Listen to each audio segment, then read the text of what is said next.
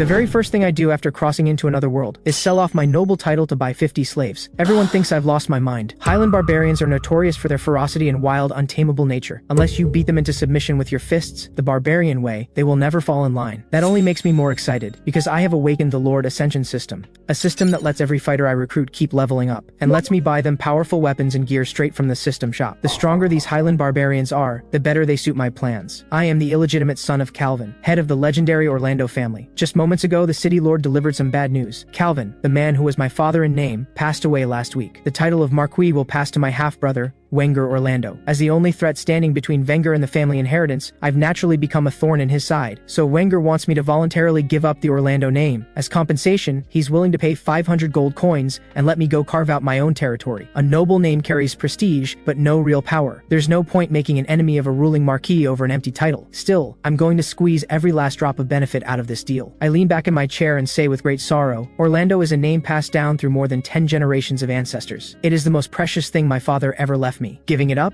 Absolutely impossible, unless of course you raise the price. The city lord is so stunned by my shamelessness that he can't say a single word for a long moment. After a long round of haggling, the city lord agrees to lend me an additional 1,000 gold coins, interest-free, on the condition that I spend it here in his city. My first move with this startup fund, head to the Grand Arena and buy some Highland Barbarian slaves. Soon I arrive at the Grand Arena, led there by one of the city lord's men. The arena owner, hearing that I want Highland Barbarians, kindly warns me, these brutes are savage to the bone. When they're hungry, they'll tear apart a crocodile with their bare hands and eat it raw. If I can't dominate them with overwhelming force, they'll beat me into the ground and run off within days of being bought. That only makes me want them more. Not only are they fierce fighters, they can hunt and feed themselves. That solves my supply problem in one stroke. The owner is completely dumbfounded. His warning has been taken as a sales pitch. There must be something wrong in this noble's head. Little does the arena owner know, I am the man with the Lord Ascension System. Years of training have pushed every one of my stats to a terrifying level. Today, I finally get to show what I'm made of. Soon I stand on the arena platform and shout down at the barbarians below. Listen up, big dumb brutes. I've just bought every last one of you from the city lord, but I doubt any of you want to be slaves for the rest of your lives. So I'm giving you a chance. Beat me in a one-on-one wrestling match and I'll set you free. But if you lose, you fight for me. No exceptions. The moment those words land, Russell shoves his way through the crowd and steps forward. Wrestling is what our people do best. You're walking straight into your own grave, little lord. Russell suddenly lunges forward and charges straight at me. He drives a brutal headbutt straight into me, then grabs me by the collar and hurls me over his shoulder with a powerful throw. After dropping me with one smooth combo, Russell claps his hands with a grin. I was curious what this little noble had. Turns out he couldn't even last 3 seconds. He turns away like a champion. The others cheer him on. Russell, you're the man. This half-brained noble had a death wish, but in the very next instant, a large hand clamps down hard around Russell's ankle. With Russell staring in disbelief, I slowly rise to my feet. I just didn't want anyone saying I was beating up a slave, so I gave you that one. You didn't actually think you won, did you? Then I drive a heavy fist straight into Russell's side. Russell is completely dumbstruck. He had used every ounce of his strength, so why does this scrawny little noble look like nothing even happened? Refusing to accept it, Russell charges at me again. But this time the outcome is completely reversed. I send Russell flying with an over-the-shoulder throw that slams him hard into the ground. Russell doesn't want to admit it, but it's undeniable. This Highland Barbarian, famous for his raw power, has just been completely overpowered at his own game. At that moment, a muscle-bound barbarian woman steps out from the crowd. Let me have a go. I hope you won't back out when you lose. This woman is Gunther, the leader of the Highland Barbarians. Seeing their chief step up, I know that taking her down means the rest will fall in line immediately. I accept her challenge without hesitation. In the next instant, Gunther explodes forward and rushes at me with blazing speed. I freeze for a moment, not because of her speed, impressive as it is, but because the Lord Ascension System has just flagged Gunther as a hero-class unit. And in that split second of distraction, Gunther's fist comes crashing straight at my face. I just managed to raise my arm in time to block, saving my handsome face from any damage. But that one hit tells me everything. A hero-class unit backed by the system. Her strength is on a completely different level from the others. Gunther doesn't give me a moment to breathe after missing the first blow. She leaps into the air and comes at me again. The force of her landing is so powerful it cracks a deep crater into the arena floor. As the crowd roars around them, Gunther casually lifts an enormous boulder, easily 1,000 pounds, and hurls it at me with terrifying speed before I can even react. I have no time to dodge. I can only watch as it comes crashing down. With a thunderous boom, the boulder slams directly into me. Gunther steps up onto the boulder with a triumphant grin, soaking in her followers' cheers. But in the very next moment, the boulder beneath her feet begins to tremble. Every Highland Barbarian watching goes wide-eyed. I lift the boulder clean off the ground with one hand, cool as ever. Your speed and strength are quite good, I'll give you that, but raw force alone won't beat me me, shall we keep going? Before I even finish speaking, Gunther flickers behind me in an instant. The iron chain in her hands coils like a striking serpent and snaps tight around my throat. She yanks hard and pins me firmly to the ground. Just as Gunther thinks she has won, I tear the chain apart with a single effortless pull. Gunther stares at the broken chain in disbelief. That chain was forged by the finest dwarf craftsman from rare materials, strong enough to hold a full-grown dragon. I ignore the stunned looks all around me and study Gunther with open admiration. Strong, and she has real tactical instincts too. I'm very satisfied with this future subordinate of mine, but the fact that I've been holding back this whole time, Gunther takes it as an insult. She demands I fight her at full strength, otherwise she will never submit. I smile. First time anyone's made a demand like that, but I never turn one down. I unleash a full power straight punch and drive it straight at Gunther. Then I leap into the air and take her down with the very same moves she used on me. Gunther is beaten, completely and honestly conquered. She rises without hesitation and calls out to her people, "All barbarians, hear me. From this day on, this man is our new chief. We will follow him with our lives." Looking at my first crew in this new world, I can't help but make them a bold promise. Stick with me and work hard. I'll make sure you eat so well you beg me to stop. But my most pressing task right now is getting my crew properly armed. Gear is the fastest way to boost fighting power after all. I stride into the weapons shop and tell the owner, "Bring out your best. I want every one of my men fitted out properly." The owner immediately sizes me up, a noble with more money than brains just waiting to be emptied. He reaches over and triggers a hidden mechanism on the wall. A secret door swings open, revealing the premium stock. After learning that Highland Barbarians prefer spears and javelins, I plan to equip each man with 1 spear and 3 javelins. The sharp-minded owner quotes me 750 gold coins on the spot. I hand over what little gold I have and ask if we can be friends. Maybe knock the price down a bit. The owner's expression hardens instantly. "Sorry, we don't do business with broke customers." I hold up the sword in my hand. "What if I threw in the Dragon Slayer?" The moment the owner hears that name, the color drains from his face. A noble who carries a weapon like that has to be someone powerful. He absolutely cannot afford to offend this man. He immediately declares that making friends is his greatest joy in life, and that everything I spend in his shop today can go on credit. I push my luck without missing a beat and ask him to throw in 50 sets of quality leather armor as well. Once everyone is geared up, Gunther asks what I plan to do next. I flash a sly grin. Run, obviously. That Dragon Slayer name, I made it up on the spot to fool the owner. Soon our whole crew is out beyond the city walls, standing in the open wilderness. With 50 fighters at my back, I'm a force to be reckoned with. Time to claim my own territory. But the moment we step into the wilderness, a gang of goblins and gnolls locks onto us. Seeing that our numbers are small, they nearly start fighting amongst themselves over how to divide the loot before the battle has even started. Gunther spots the tail following us. I'm not worried in the slightest. I signal the crew to halt and get ready for a fight. Then I pull a pouch of pills from my coat and have Gunther pass them around. I take the first one myself and announce, "These are the legendary pills that rapidly boost your power." Everyone clearly thinks they're fake, but no one dares question me. They swallow them in silence. And honestly, they're right. The pills are fake. They're just cover for what the system is doing. You see, once the Highland Barbarians pledged loyalty to me, the Lord Ascension System registered them as members of my roster. And once they gain experience in battle and level up, their power will skyrocket. Even the densest barbarian would notice something was off. So I have to guard my secret carefully and give the system's effects a believable explanation. The bandit gang rallies and charges straight at us. The moment they enter my range, I pull out my spear with a big grin, rear back and hurl it with full force. It cuts a sharp arc through the air, flying straight and true toward the enemy leader, who takes the hit and absorbs, shielded by his heavy armor. The goblin leader feels the threat in that throw, but his forces outnumber us several times over. That crushing numerical advantage makes him dismiss us. Both sides flood onto the battlefield like a rising tide. In the melee that follows, the barbarian warriors, armored in leather, armed with spears, face off against bandits who look like they crawled out of a ditch. It's a masterclass in what gear advantage looks like. Even the boldest gnolls drop fast under the barbarian's assault, but raw strength alone can't close the gap in numbers. Soon the barbarian warriors are surrounded on all sides. Gunther starts to panic and asks what we should do. I calmly climb to the top of a wagon and ask Gunther for another spear. Turning the tide isn't hard. Give them one taste of real death, and that rabble will fall apart on their own. In the next instant, the spear blazes in my grip like lightning splitting the sky, and I drag it across the wagon top with thunderous force. The moment the spearhead scrapes the surface, it erupts in roaring flames. I launch the burning spear at full force toward one of the enemy's giant beasts. It strikes the creature square in the head and kills it instantly. The death of their strongest fighter breaks the nerve of every other monster in the bandit ranks. They scatter in every direction faster than they came. The barbarian warriors see this and surge forward with a roar, morale ignited. A lifetime of hunting has made the barbarians experts at killing. Their enemies fall one by one like helpless sheep under a butcher's blade. Watching his side on the verge of total annihilation, the goblin leader steps forward in a fury, green energy crackling across his body. I don't move. Instead, I call out to him with a smug smile. "Setting up an ambush out here? Aren't you worried a stronger faction might swoop in and take everything?" The goblin leader scoffs. "The nearest faction around here is the kobolds hiding up in Highland Fortress. Give them all the courage in the world, they'd never dare cross me." Now I laugh for real. I've been wondering where to claim my first territory. Thanks for the tip. I draw the Dragon Slayer and cut the goblin leader down where he stands. Highland Fortress sits on high ground, easy to defend, hard to assault. I expected a brutal fight. Instead, the only guards at the gate turn out to be 2 little dogs. I give my men a look, and they know exactly what to do. Meanwhile, on the other side of the fortress, the kobold chief is hunched over a table, furiously studying a foreign language. His enthusiasm is cut short the moment I kick his door in. The kobold chief's tongue flicks out as he shrieks, shrieks, "Guards, there's an intruder in my chambers." But the ones who come through the door are my own men. "Boss, the guard dogs have been taken care of." The kobold chief erupts in rage. "I have 100 clansmen nearby. Touch me and see what happens." In the next instant, I flip him upside down and hang him there. Sorry, I didn't quite catch that. After a thorough session of persuasion, I have Gunther let him go, because kobolds are petty, vengeful creatures who never let a grudge go. The moment he's free, he'll run straight to his clansmen and come back for revenge. Rather than hunting them down one by one, it's easier to let them come to me. Then I can strip them all clean in one go. Buying the Highland Barbarians had burned through nearly all my gold, and if I don't pull in some quick cash soon, we might not even be able to afford food. That same night, a patrol runner bursts in. "Boss, trouble. There's a force camp just outside the city. Looks like they're planning to hit us." I slam the table and jump to my feet, buzzing with excitement. "Brothers, rise and shine. Strip them clean. Leave them with nothing." I scope out the enemy force with a telescope and find they're just a band of goblins. Nothing too formidable. So I change plans on the spot. I'll take a small squad with Gunther and hit them first. One swift strike to catch them all and cement my dominance over Highland Fortress. To my surprise, the goblins are completely off guard. Every single one fast asleep in their tents. My men don't waste a gift like this. Blades rise and fall without a word. Goblins too deep in sleep to wake are cut down where they lie. The few who survive the first wave stumble out of their tents, straight into the barbarians waiting outside. Just when Rossel thinks we have it completely wrapped up, the ground beneath his feet begins to shake violently. With a deafening explosion, Rossel is launched into the air. The one behind it is a dragon bloodline goblin. This dragon bloodline goblin is even larger than a Highland barbarian, and has already grown dragon horns, a sign that its draconic bloodline is exceptionally strong. With a thunderous roar from the dragon bloodline goblin, the earth beneath seems to be torn apart by a massive force in an instant. A colossal armored pangolin bursts up from underground. The dragon bloodline goblin vaults onto its back, swings his giant axe and bellows, "Lowly outsiders, prepare to face the might of noble dragon blood." Dragon blood, my foot. Gunther has heard enough. She hurls her spear with everything she has, but there's a sharp clang, and her full force throw doesn't even scratch the armored pangolin's scales. What in the world is that thing? Gunther looks genuinely shaken, and in that brief moment of shock, the dragon bloodline goblin drives his mount forward and charges straight at Gunther. Taste the power of dragon blood. At that life or death moment, I flash in front of Gunther, grab the armored pangolin's left front claw with both arms, and hurl the whole beast into the air with nothing but raw strength. One move, and the giant creature crashes to the ground. I look down at the dragon bloodline goblin sprawled beside it, struggling to get up, and say with full swagger, "You, a filthy half-lizard, half-goblin crossbreed, dare talk to me about bloodlines? I am a descendant of the dragon. Do you even deserve to say that word?" Those words hit like a slap. The dragon bloodline goblin rages, swings his axe, and charges at me without a second thought. But against overwhelming strength, resistance is pointless. I catch the axe barehanded and end him with a single punch. With the dragon bloodline goblin down, the battle is over. The Highland Barbarians eagerly fan out to loot the battlefield, but all they turn up is a small chest of silver coins, if not for the fact that Gunther leveled up twice during the fight, and managed to tame the dragon bloodline goblin's mount. This whole fight would have been a net loss. With nothing better to do, I open the system shop and browse. My near-empty wallet leaves almost no options. All I can scrape together is enough for one worn knight's lance. I tap the purchase button and a sleek knight's lance materializes right in my hands. I'm about to test its power, when I catch the faint sounds of battle, shouting and clashing steel, just barely within earshot. I pull out my telescope and scan toward the noise. Not far ahead, a merchant caravan is being attacked by gnolls. Just from the number of wagons, I can tell this caravan is carrying serious wealth. I could wait for the caravan to be wiped out, let the gnolls collect everything, then take it all from them. Clean and easy. But I'll need trade partners to grow my territory. If I save them now, they might open trade routes for me down the line. By now, the caravan's guards are completely overwhelmed. The caravan leader pleads quietly to the snarling gnolls, "Take everything we have. All our gold, all our goods. Just let us live." But the frenzied gnolls aren't listening. Just as one bares its teeth and moves in for the kill, a lance comes flying out of nowhere and punches straight through its body. The sudden turn leaves every other gnoll stunned. I chuckle from a distance, admiring my handiwork. System-crafted gear really does deliver. At the same time, Gunther leads the main Highland Barbarian force in a full charge. I sit the rest of the fight out. These gnolls are just a rabble, the perfect sparring target to sharpen my crew's teamwork. My men don't disappoint. In moments, most of the gnolls are dead where they stood. A handful make a run for it, only to have the armored pangolin burst up from the ground and cut off their escape, delivering the final blow. A clean, total victory, and I didn't even have to get my hands dirty. Very satisfying. The rescued caravan members pour out their thanks. I wave it off without a second thought. "If you're really grateful, skip the words and just give me money." Just then, a woman's mocking voice drifts out from one of the wagons. "A greedy noble lord, how refreshingly honest." I look over. The woman inside is strikingly fair-skinned and delicate, and most notably, her ears are far sharper than any human's. I realize the leader of this caravan is a half-elf. Their caravan took heavy losses in the fight, so she asks if I can shelter them for a few days and let her people rest and recover in my territory. In return, her caravan will pay with weapons and gold. I agree without hesitation. Highland Fortress never turns away away a paying guest. The first thing Annie does upon reaching Highland Fortress is pull out a crystal vial and begin mixing a healing potion. I recognize it immediately, a healing potion blessed by a high-ranking wizard. Just a few drops and it matches the effect of a basic healing spell. I've wanted to stockpile these as military supplies for a long time, but the price has always put me off. This half-elf's caravan is clearly more powerful than I gave it credit for. That night, as I'm relaxing under the moonlight, Gunther comes sprinting over with an urgent look. "Boss, we've got a problem. A group of armed centaurs is charging toward us from outside the city." Outside Highland Fortress, the scene is tense and deadly still. At the front, a woman rides with cold, unwavering eyes fixed ahead. The moment they enter the perimeter, a volley of spears comes screaming at them from the walls and drives into the earth, just in front of their feet. The centaur leader understands this is the fortress lord's warning shot. Cross the line marked by those spears and there will be no more diplomacy, only war. Yet the centaur leader ignores it entirely and orders the force to keep advancing. From the battlements, I narrow my eyes. They ignored my warning. Looks like these centaurs are looking for a fight. I raise my lance and shout the order, "No holding back, show them what we're made of." But just as the spears are about to reach them, the centaur woman draws her sword and, at an almost impossible angle, cuts every single incoming spear clean in half. Then she orders the centaur force to halt. She pulls out a piece of white cloth, picks up one of the spears from the ground, and holds the white cloth high on its tip. Gunther turns to me with a puzzled frown. "Boss, are they surrendering?" The scene leaves me baffled for a good few seconds. Surrendering before the fight even starts? With their intentions unclear, I leave Gunther and the main force to hold the fortress, and take a few men to go find out what they want. The centaur woman places a hand over her chest and bows. "I am Hurt, chieftain of the Galewind clan. I come in peace." Hurt reaches into her pouch and produces a fan-shaped ox shoulder blade. I take it and examine it carefully, but I can't read a single word on it. Hurt patiently explains, "The native tribes in this region are assembling a coalition force. This is their invitation." It all clicks. Highland Fortress used to belong to the native kobolds. They must be rallying multiple tribes to take it back. Hurt confirms it and adds that the natives have a shaman fighting with them. They shouldn't be underestimated. That brings me to the question I've been sitting on. Why help me? Why not join the native side? Hurt's eyes burn with indignation. The Galewind clan are half-beast kin, driven out of our homeland by force. We would rather die than stand alongside those native bandits. Hurt places her hand over her chest again and bows. "The Galewind clan wishes to join Highland Fortress. We will raise our blades in your name, and we ask only that one day, under a powerful lord, we may restore the glory of our clan." The system shows me their join request, and I accept without hesitation. The fact that the system is even generating a request for them is proof enough they're not double-crossers. That's one of the system's hidden perks. According to their profile, centaurs are ranged fighters specializing in archery, exactly what my forces have been missing. Back at Highland Fortress, I fill Annie in on the coming war. I estimate the enemy's main force will arrive in as few as 10 days. Annie quietly lets out a breath of relief. 10 days is enough time for her reinforcements to arrive and pull out safely. Gunther, on the other hand, is practically glowing. More free weapons and supplies delivered right to our door. I'm not the least bit worried about the incoming enemy, but to cover my bases, I shamelessly turn to Annie and say, "Miss Annie, with a major threat bearing down on us, could your merchant house spare a 500 gold loan for Highland Fortress?" Annie strongly suspects she'll never see that money again, but she's under someone else's roof, so she agrees graciously and doesn't mention interest at all. The moment the loan hits my hands, I head straight to the system shop and start spending. The new centaur recruits are still poorly equipped, so I go big and buy every one of them a yew longbow from the system shop. Hurt tests the bow. The string sings as she draws, and an arrow cuts through the air with incredible speed, striking a little bee 100 meters away that was busy studying a foreign language. I'm very impressed. With proper weapons, these centaurs are a whole different threat. Just then, a runner sprints in and breaks my train of thought. "Boss, something's wrong. It looks like the caravan's reinforcements were hit." I head out immediately with a few men to check. What we find is grim. Every single member of the caravan's relief force has been brutally killed. The signs at the scene make it easy to read the native gnolls are responsible. The gnolls have clearly locked onto this caravan and won't let go. That means Highland Fortress is no longer safe for them either. I suggest Annie take the able-bodied mercenaries and travel light. Just healthy fighters and horses. With that setup, they can outrun any gnoll patrol they run into. Annie refuses flat out. "These mercenaries fought and bled to protect me. I won't abandon them." I don't push it, but given the danger of the situation, I do seize the moment and demand 2,000 gold coins as a protection fee. Annie is furious, but she has no choice. She agrees. Just then, Hurt notices something off about one of the enemy's weapons. The spear is crudely made, and the blade still has iron slag that wasn't cleaned off. I take a look and can't help speculating. "Don't tell me these natives are forging their own weapons." Annie explains, "Far to the north in the wilderness, there are many large and powerful tribes. These tribes have grown so large, they function no differently from small nations. Their ability to forge weapons is no surprise at all. So the great northern tribes have joined this war too. This is shaping up to be a far bigger challenge than I expected." A scout rushes in, breathless. "Boss, they're coming. The native army is on the move. They've already camped at the foot of the mountains 50 li from the city. Barring anything unexpected, they'll reach Highland Fortress by tomorrow." A fierce surge of battle hunger rises in my chest. These natives have finally shown up. My blade has been itching for a fight.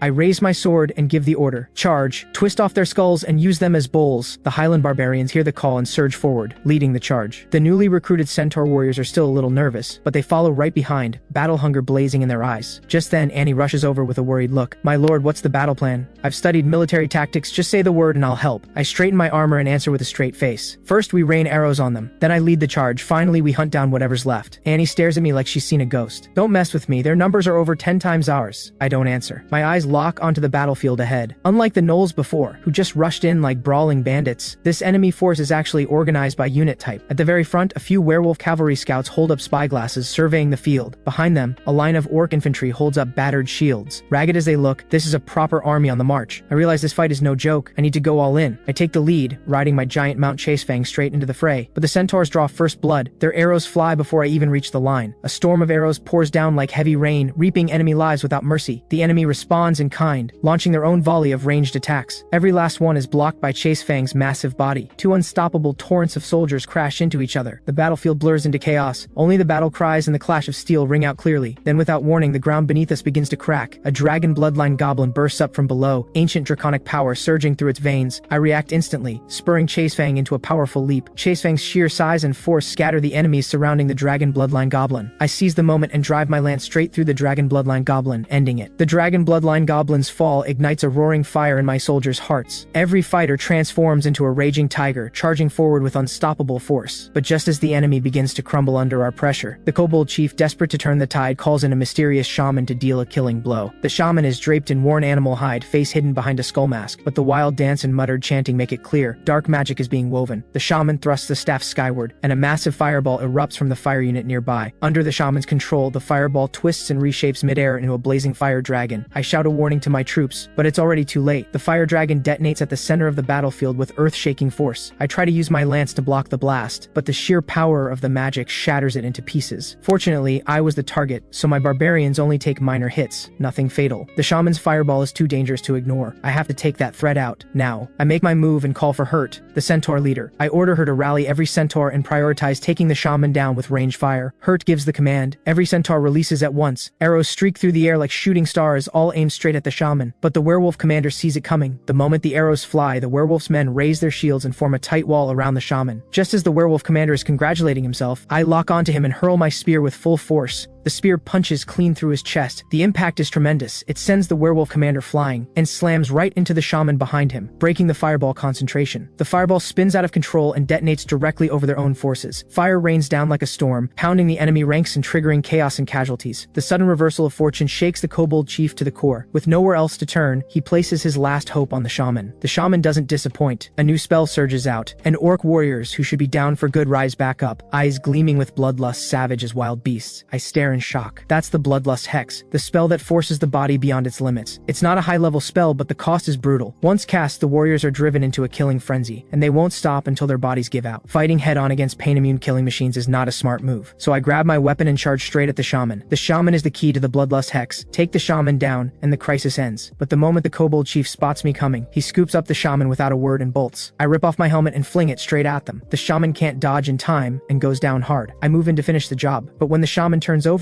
I find myself staring at an underage female orc. In the end, I capture the shaman and win the battle decisively. But a number of my soldiers took serious wounds in the fight. Some are on the edge of death. Highland Fortress has no healer of any kind. So I try my luck and threaten the shaman. I'm ordering you to heal my men right now, or things are going to get very unpleasant for you. I wasn't expecting much, but the shaman's healing ability is astonishing. Under her care, soldiers who were moments away from death watch their wounds seal up at an incredible speed. A shaman who can both fight and heal. I find myself thinking she'd be a perfect addition to Highland Fortress. But first, I need to squeeze the location of the shaman's base out of her. Hurt tries every threat and scare tactic she knows, but gets absolutely nothing useful out of the girl. I grin and step forward. You're doing it wrong. Let me show you how it's done. I put on my warmest smile and ask gently, so, where is your base? The shaman bares her teeth and snarls back. I am a noble shaman of the Red Dragon bloodline. Show some respect. She doesn't even finish the sentence before I send her flying with a brutal slap. Sorry, I didn't quite catch that. The noble shaman learns her lesson fast and spills every detail about their base. She even helpfully points out things I might have missed, as if she wants the job done right. She insists their base is nearly empty. All the fighters have already marched out, leaving only the elderly and young. But to be safe, I send Hurt to scout the location and confirm. To help Hurt move fast, I dump all the stat points she earned in battle straight into strength and agility. With no local threats to deal with for a while, I tear down the old Highland fortress entirely and rebuild it as a proper fortified castle. A few days later, I run into Annie, who had left the area shortly before. Turns out her merchant caravan is hauling goods to sell to the dwarves. I take a look inside the cart. It's full of coal. Apparently, ever since the dwarves discovered an ore deposit in the sacred lake last year, they've been smelting iron ore on their own, and their demand for coal has skyrocketed. Just then, Hurt comes running back, badly wounded. I assume she got hurt at the shaman's base, but Hurt tells me the shaman's base was exactly as described. Nothing but the old and young. Her injuries came from a bearfolk ambush on the way back. Lucky for them, the bearfolk were heading for the dwarves, not her, so her team managed to escape. Annie's face falls. Looks like the dwarves are out of reach. I look at her sympathetically. Since you can't make the trip, why not hand that coal over to me? Annie blinks at me. What would you even do with coal? I don't answer. I just take her straight to my private armory. Annie stares at the centaurs hammering away at metal and goes wide-eyed. My lord, have you been forging your own weapons this whole time? I smile and turn to Gunther. Is my secret weapon ready? Gunther points to something covered in a red cloth. Boss, it's built exactly to your design. Then, as Annie watches with wide eyes, I slowly lift the red cloth, but before I can even demonstrate what the cannon can do, a pack of bearfolk with a death wish decides to come for us. They ambush and wound the centaur scouts I sent out to gather intelligence. So to get payback for the centaurs, I decide to take the brand new cannon and go settle the score with the bearfolk. Annie points out that the bearfolk army is marching south. They must be after the dwarves' iron ore deposits. In this war-torn age of cold steel, whoever controls resources holds absolute power. That thought sparks a devious idea in my mind. We can throw a wrench in the gears between the bearfolk and the dwarves, play the spoiler. That way we punish the bearfolk and build a strong strategic partnership with the iron-rich dwarves in one move. That very night, our group slips quietly into position near the dwarf castle, but something doesn't add up. The bearfolk are the ones at war with the dwarves, so why are rabbitfolk the ones launching tonight's night raid? Annie explains. These rabbitfolk are bearfolk vassals. Strong clans like the bearfolk always keep weaker vassals around for grunt work and as cannon fodder in battle.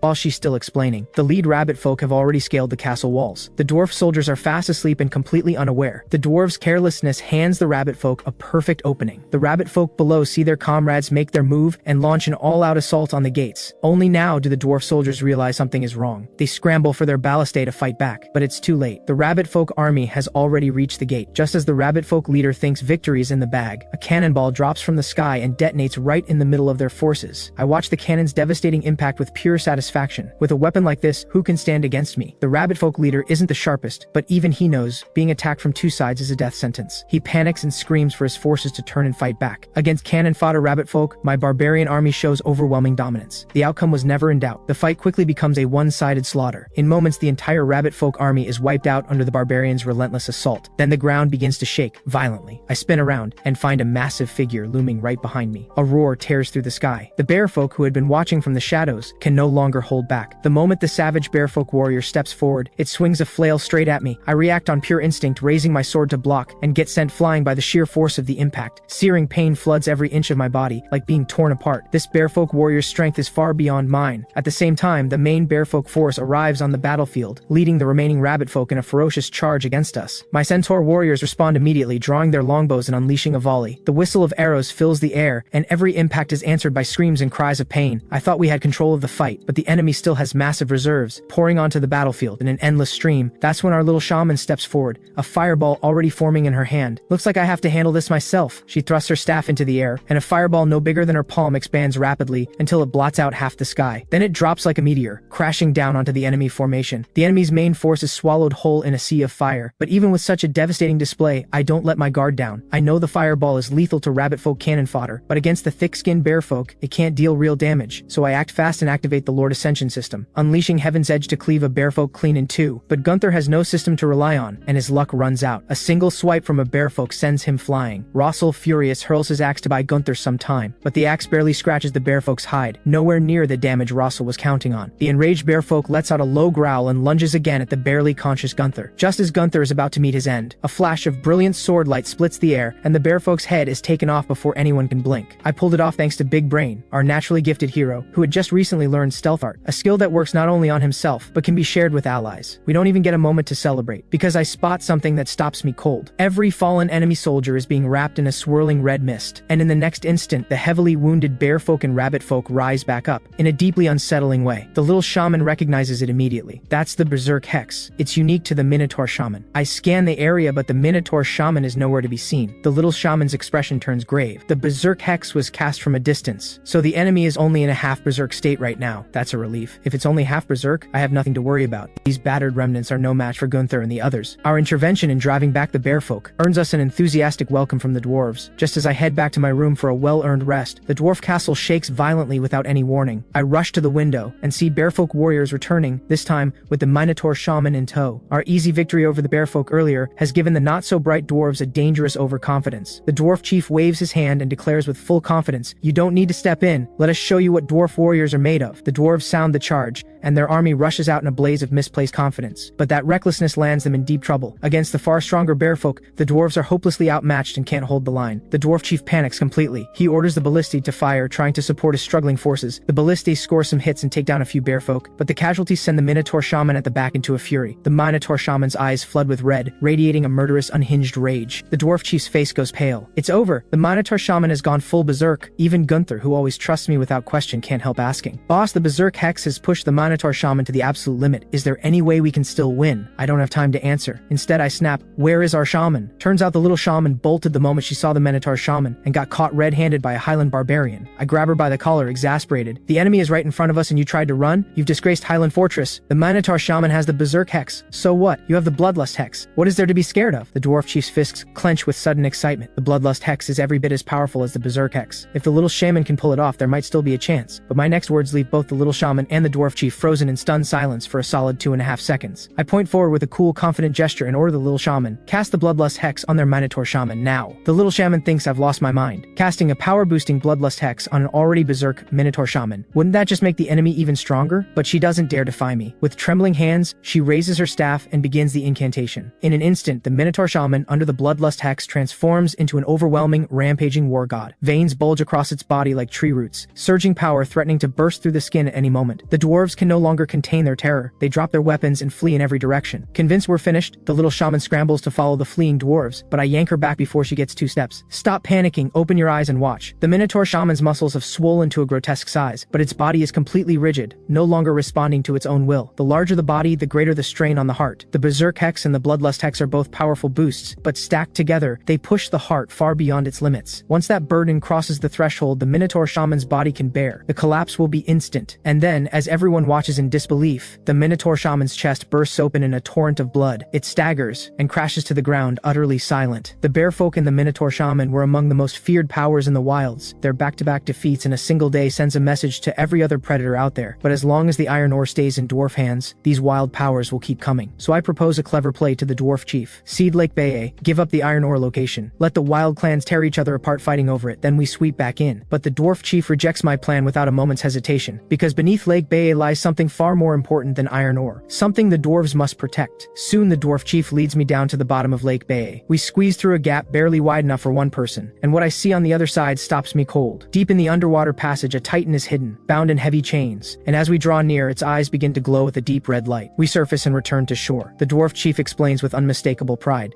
"We fight to protect this titan because it is no ordinary titan. It is the ancestor of the dwarf people." I stare at him blankly. How does a giant titan produce descendants this short? Darwin is rolling in his grave. The dwarf chief sees my skepticism and dives straight back into Lake Bae without a word. In an instant, the clear water glows with an eerie red light. He surfaces and continues. "This is the titan's soul force. It responds to those who carry its bloodline." That only raises another question. If this titan is so important, why not just dig it out and take it with you? The dwarf chief scratches his head helplessly. "We tried that before, but the more iron ore they mined, the dimmer the titan's red glow became. They eventually discovered that the magnetite in the surrounding iron ore forms a special magnetic field, one that locks the titan's core soul force within its eyes. You can't guard this titan forever," I say. I understand their sense of duty, but I have to ask. The dwarf chief answers quickly. According to their ancient texts, the titan's soul force can be passed on. On the night of a full moon, the soul force reaches its absolute peak. The next full moon is 2 days away. We will hold this place no matter what until then. A greedy thought flickers through my mind, but I shake it off and smile wryly. "Aren't you afraid I might want it for myself, telling me all this?" The dwarf chief meets my gaze without blinking. "This soul force may be the last glory of our titan ancestor. We fear losing it to the wrong hands, but we fear even more that no one succeeds at all, leaving it sealed forever in this dark, forgotten place. We agreed long ago go. If none of our warriors can inherit it, we ask you to try. I'm skeptical of this whole inheriting power idea, especially after watching the dwarf chief flail around in what was apparently a ritual to ward off bad luck. I suddenly feel like dragging myself out here in the middle of the night was a complete waste of time, but the little shaman pushes back with a stubborn look. The mind-poor secret art of our shamans can pass a lifetime of knowledge from one generation to the next. That makes me even more doubtful. If the shamans really had a technique that powerful, they wouldn't be looked down on by every mage out there. An elder dwarf blows the horn with full force, and the 5 chosen dwarf heirs line up before a ring of fire near the titan's remains. One by one, they step into the fire ring and kneel on one knee, hand over heart calling to the titan through the power of their bloodline with total reverence. I lean over and whisper to the little shaman, "Is there any danger here?" The little shaman grins. If a dwarf's small body can't contain the titan's soul force, their body might just explode on the spot. I quietly take a few steps back without making a scene. As it turns out, my concern was completely unnecessary. The dwarf heirs cycle through like a revolving door, one after another, but the titan's remains show absolutely no response. Not even a flicker. The dwarf chief falls apart. He crumples to the ground and breaks into tears, every trace of authority gone. Clutching his last shred of hope, he looks up at me. "My lord of Highland Fortress, would you try?" I almost say no, but every dwarf in the room is looking at me like I'm their last hope. I go through the motions. I'm a pure-blooded human with no dragon blood whatsoever. Zero connection to any titan. If the dwarves couldn't do it, I certainly can't. I step into the fire ring and strike a casual version of the summoning pose. The next instant, the fire ring beneath me erupts in blinding light. And for the first time tonight, the titan's remains open their eyes. Those eyes blaze with scorching red light, radiating a terrifying, soul-shaking presence. Then everyone clearly hears a sharp crack like shattering crystal, as if something terrible is about to tear its way out from the titan's eyes. I shout a warning. "Everyone back! This thing looks like it's about to blow." But the dwarves don't move. They stare at the titan with crazed, unblinking eyes, as if spellbound. Fortunately, the titan's eyes don't actually explode. After the cracking sound fades, they slowly go still. That's when we notice it. A large hole has opened in the titan's eye, and a strange little creature is crawling out from inside. I'm completely stunned. Darwin is really rolling in his grave now. Somehow, across all that time chained beneath the lake, the titan managed to produce this tiny little creature. But strange looking as it is, it sends the dwarves into an absolute frenzy. They swarm beneath the titan's remains, terrified their tiny ancestor creature might fall. But the little rascal has no interest in staying still. It leaps and scrambles all over the titan's remains. Finally, it launches itself into a jump and lands lightly on the big guy's finger. To the dwarves, this creature is a sacred treasure. They're terrified of it getting hurt. But I'm not about to coddle anything. I reach out and grab it. I notice a thin membrane stretching between its forearms and sides. That must be how it glides. The dwarves crowd around, eyes gleaming with curiosity and longing. "Let me touch it!" Right then, the little creature in my hands lets out a cry of pain. I sense immediately that something is wrong. I toss it back to the dwarves like a hot potato, and the next moment, a thunderous boom goes off. The dwarves are all blasted into the most fashionable hairstyle around right now, the explosion look. I'm convinced now, this little thing is the Titan's own, having inherited the Titan's thunder magic. Just then, the dwarf chief cries out and points at the Titan's remains. Everyone look! Everyone turns and watches as the Titan's remains crumble apart, piece by piece, unstoppably. The dwarves are overcome with grief. Some can't hold back their tears, but they also know the Titan has fulfilled its final purpose. It can finally rest. Early the next morning, we set out on the road back to Highland Fortress, but Annie is not happy about it. "Why are we leaving so soon? We should have locked in a deal with the dwarves first. We're their saviors right now. Everything is on the table. Wait too long and they might forget what we did for them." I cradle the little creature calmly. "Don't worry about it. As long as this little one stays with me, every word I say is law to the dwarves." The dwarves had planned to raise it themselves, but the moment it was away from me, it became completely listless, sulking and refusing to eat. The dwarves had no choice but to hand it over to me. Because the little creature kept crying Chichu, Chichu, I named it Chichu.